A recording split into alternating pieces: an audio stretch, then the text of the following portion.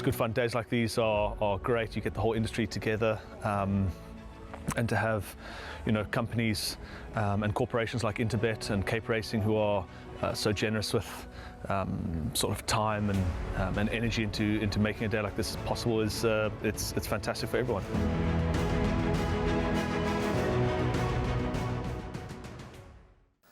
Next hurdle to negotiate will be race number 5, where the runners will jump from the 1400 meter mark. It's a 65 handicap.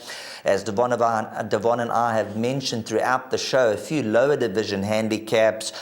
But when you look deeper into the form, there's some ability in these runners. In the previous race, we earmarked number 3, Time for Glory. I like that as a nice each way bet at around 5-1. And then last time out, number 5, Shifting Path. Both Devon and I, we saw this horse open 20-1, shortened 10-1, and came into 7-1 race time.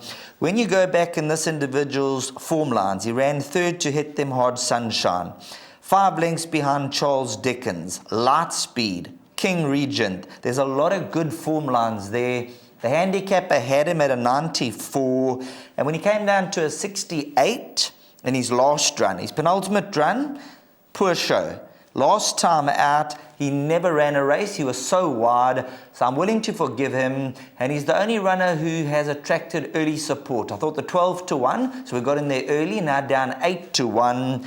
At least this horse gets a draw, and the fact that Vaughan Marshall, the day straight after he ran, entered him for a race a week later says something.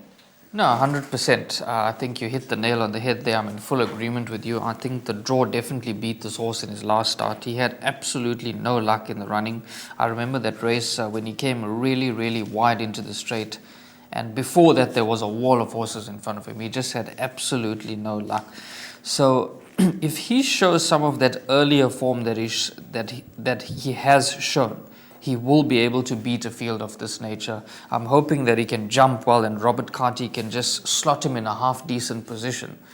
And if he gets luck in the running and he doesn't have to do much work, I think he could be the horse to beat, because he represents some solid form lines. You can see the company that he's run against, so there could be some value there at around about 8-1. Having said that, there are others. Number 6, Quizmaster at around about 4-1 with Marco van Rensburg aboard. I think that race that he's supposed to run in on the 26th of May was abandoned on that occasion. I'm not sure exactly what happened. I think it was something to do with the load shedding on the day. But this horse may be able to get to the front. He likes to lead. He does well in front at around about 4-1. But if there's a solid pace on, I believe that Shifting Path will be closing them down late in the day. Well, there's no doubt there's going to be a solid pace on with number 6, Quizmaster, in the race. And when I saw the final fields last week, I saw Quizmaster in on Friday. So I said, hopefully he runs on Friday and he doesn't run on the Wednesday. And then Shifting Path, we can absolutely empty out. If there is going to be a danger, number 6, Quizmaster, I remember calling his last race.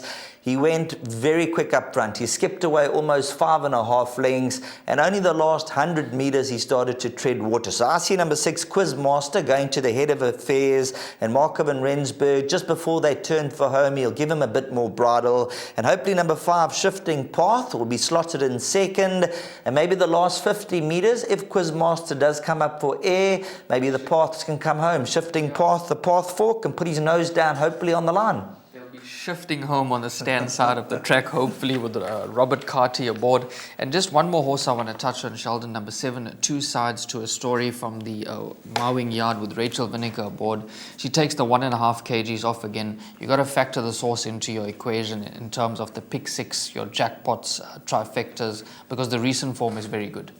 And then number 3, Impartial, if you're looking for an absolute lunatic selection for the quartets, along with number 9, Purple Powerhouse, who I think is a little bit better than that last run suggests. But number 5, Shifting Path, that is the value selection, but he's going to have to fetch number 6, Quizmaster, and I think it could come down to quite a tactical run race. If Quizmaster's fractions are timed right, he's probably the horse they all have to beat, but if Shifting Path brings his A game, they're going to go to the wire just about together in race number 5.